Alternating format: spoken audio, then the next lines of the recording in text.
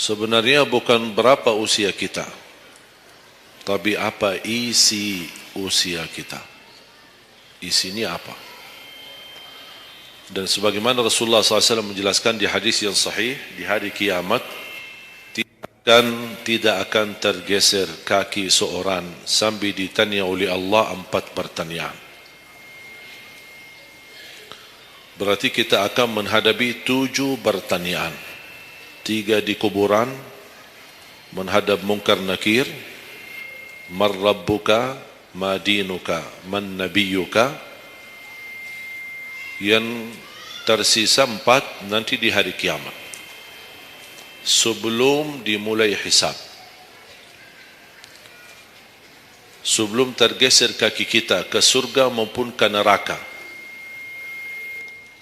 ditanya oleh Allah Subhanahu wa taala 4 pertanyaan.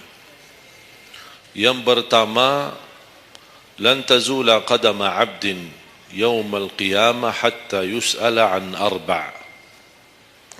Tidak akan tergeser kaki seorang di hari kiamat sampai ditanya oleh Allah SWT 4 pertanyaan. Yang pertama, an umurihi fima afnah. Umurnya apa yang kamu lakukan. Allah tidak akan tanya berapa usiamu, tapi apa yang kamu isi dalam usiamu. 60, 70, 100 tahun, kurang, lebih. Allah tidak berdulikan berapa usia kita. Bahkan banyak para sahabat ketika ditanya usiamu berapa, dia menjawab usia saya 10 tahun. Padahal sudah tua. Sudah di atas 50, ada yang di atas 40. Tapi kenapa begitu ditanya soal umurnya dia menjawab 10 tahun? Ternyata mereka menghitungkan usia yang sebenarnya adalah usia yang terisi taat. Masa jahiliyah, sebelum datangnya Islam, mereka menganggap itu semua usianya sia-sia.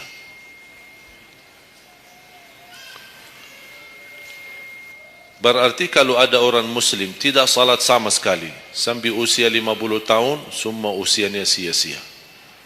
Karena tidak ada ibadah satupun yang diterima kalau tidak pernah salat. Biarpun dia haji setiap tahun, puasa setiap Ramadan, dia bersedekah berinfak setiap hari, tapi tidak pernah salat 5 waktu sama sekali, sia-sia amalannya. Karena pertama yang akan dihisab oleh Allah salatnya. Kalau salat itu beres, baru akan ditanya yang lain. Kalau salatnya tidak ada, Allah tidak perlu bertanya yang lain. Makanya saya selalu berkata, khususnya para pemuda-pemudi, seberapapun dosamu, jangan tinggalkan salat. Sebesar apapun dosamu, jangan tinggalkan salat. Karena salat itu ibadah yang langsung menyambungkan kita sama Allah. Tali hubungan kita sama Allah. Kalau tali hubungan kita sama Allah terputus, tidak ada tali yang bisa sambung lagi. Dan selama anda menjaga salat, berarti masih ada harapan masuk dalam golongan yang akan diampuni Allah. Ada ampunan, ada harapan ampunan. Tapi kalau tidak salat, terus bagaimana Allah ampuni kalau tidak mau bertaubat? Banyak orang berkata, saya malu. Atau dia merasa ada bisikan di hatinya. Buat apa lo salat? Ngapain? Perilaku kamu aja tidak benar.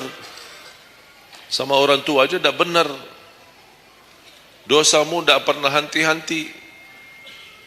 Bercuma salat, tidak usah. Itu ingat bisikan syaitan.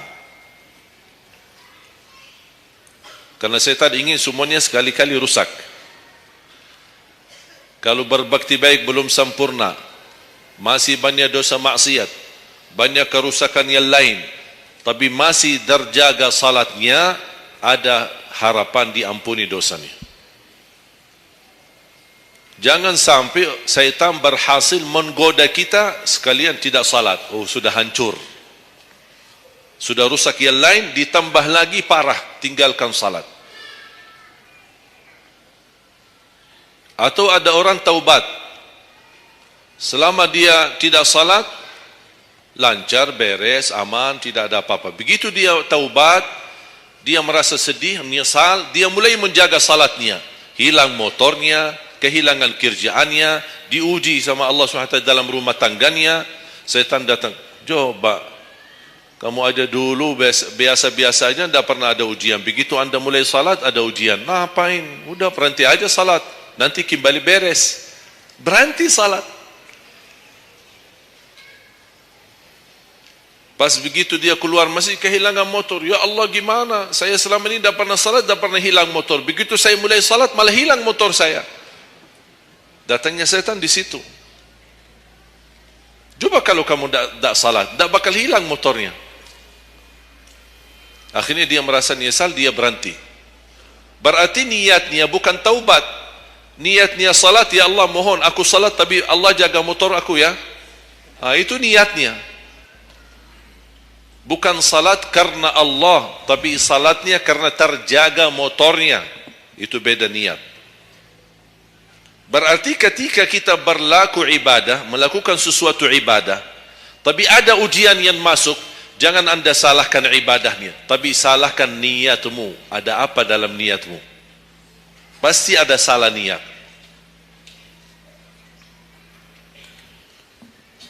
Dan itu inti daripada umur kita. Allah berikan 60 tahun. Kemarin saya hitungkan, kalau standar umur umatku kata Rasulullah kan 60 sampai 70. Itu kira-kira kurang lebih. Ada yang lebih tua, lebih panjang usianya, ada yang lebih muda. Tapi standar kata Rasulullah SAW, a'maru ummati baina 60 wa 70. Standar umur umatku antara 60 sampai 70. Ada yang melebihi dari itu, tapi sedikit sekali dibanding yang lebih muda. Saya kemarin hitungkan 60. Apa yang kita lakukan di dalam usia 60 tahun. Dari lahir sampai balik. Sampai tahun berapa? 15? Kita sepakat 15? 15 tahun. Berarti sebelum balik belum taklif. Sebelum balik belum taklif. Haji boleh tapi tidak wajib, karena syarat haji harus balik. Syaratnya harus balik, walaupun diperintahkan, dibiasakan untuk melaksanakan salat. Tapi anggaplah bedun taklif, belum ada taklif, belum ada kewajiban, berarti 15 tahun itu sia-sia. Dipotonglah dari 60, berapa sisa? 45. Tidur sehari berapa jam?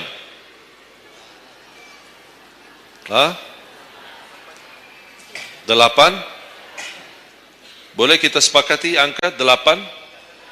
Ya, kita bicara standar. Katanya menurut kesehatan, tidur yang normal dan pas dan cukup adalah 8 jam. Anggaplah 8 jam tidur. Ada yang tidur 12 jam. Ada yang tidur bangun, salat tidur bangun, salat tidur bangun. Kalau hari libur, dia tidur, tidak capek tidurnya. Begitu bangun, ya Allah begal badan saya, tidur lagi.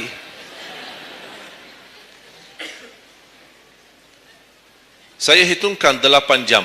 8 jam dalam sehari berapa kalau dibagi? Dalam sehari. Sehari berapa jam? 24 jam. 8 bagiannya berapa jadinya? Sepertiga. Sepertiga sehari tidur. Sepertiga 60 tahun berapa? 20. 20 tahun ngapain? Tidur. 20 tahun cuman kerjaannya tidur. Mulai dari 8 jam. Coba, memang terlihat angkanya tidak terlalu besar. Tapi kalau dihitung dalam usia 60 tahun, 20 tahun tidur. Ditambah 15 belum taklif, jadi 35. Tersisa berapa dari 60? 25. Cari nafkah dan rezeki.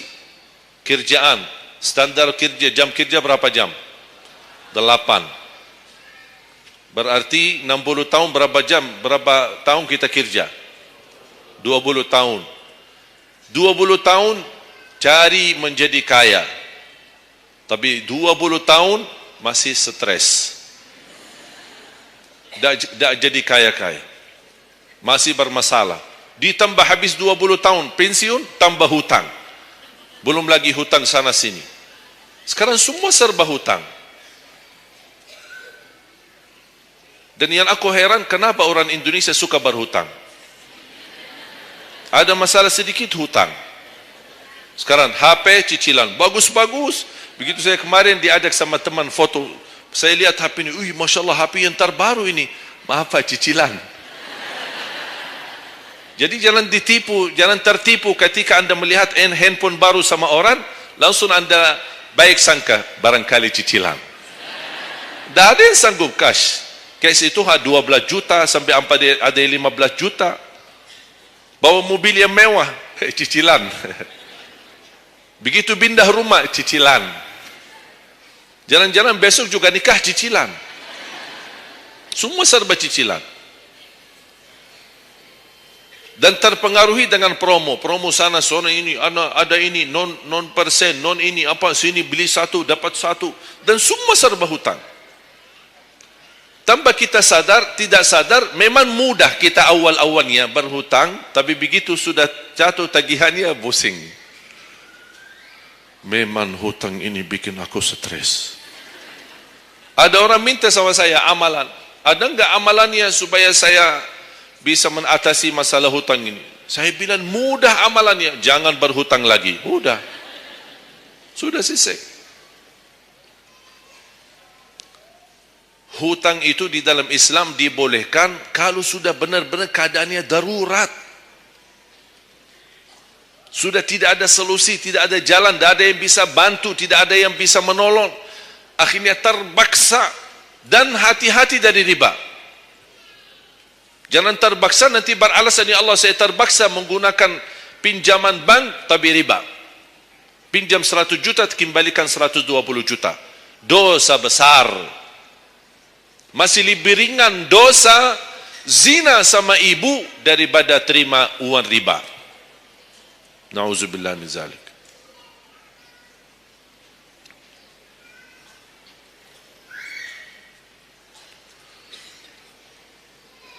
Dua 20 tahun cari kerja. Tadi berapa yang tersisa? 25 kan? Berarti yang tersisa berapa? Saya belum bicara ibadah Bapak Ibu. 20 tahun tidur, 20 tahun cari dunia, 15 tahun masih belum taklif, tersisa 5 tahun. Saya hitung dalam 60 tahun, bagi orang yang rutin menjaga salat 5 waktu, tahu enggak hasil hitungan saya dapat berapa? Anda jaga salat selama 60 tahun, itu menghasilkan ibadah cuma 2 tahun 7 bulan. Total salatmu dalam 60 tahun 2 tahun 7 bulan. Karena salat 5 waktu berapa? Tidak sampai 1 jam. Tidak sampai 1 jam. Saya bicara yang wajib. Ada, bagaimana saya hitung kalau ada orang yang tidak salat sama sekali? Na'udzubillah, sudah habis sia-sia umurnya kalau tidak salat sama sekali. Makanya kembali lagi jamaah sekalian, umur bukan berapa usianya, tapi apa isinya. Maka Rasulullah SAW bersabda, ni'mal abdus salih man tala umur wa hasun amalu. Sebaik-baik hamba yang salih, yang panjang usianya, tapi baik amalannya. Baik amalannya. Bulan Syaban ini sekarang tersisa kurang lebih 14 atau 16 hari. Rasulullah SAW punya kebiasaan puasa Syaban full.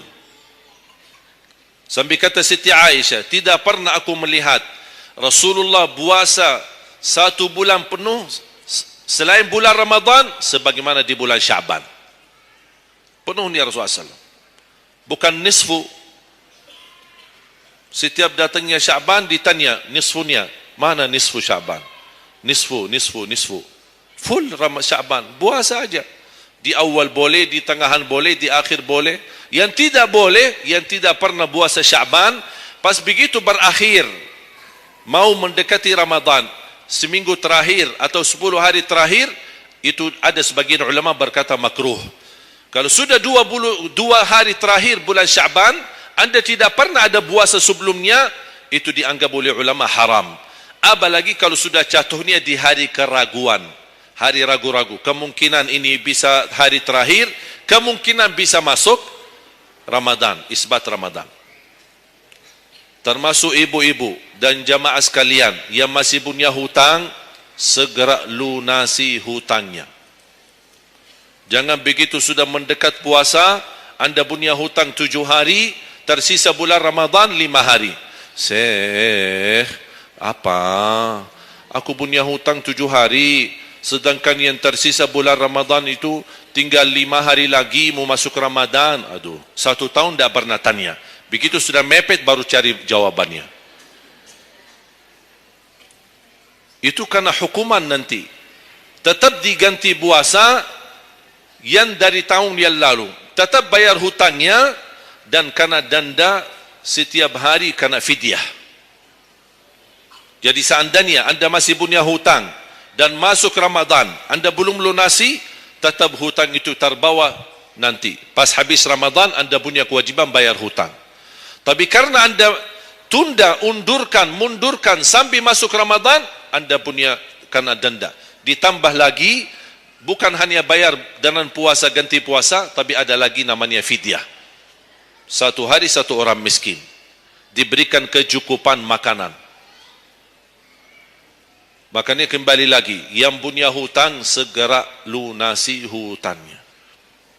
Jangan sia-siakan umurmu.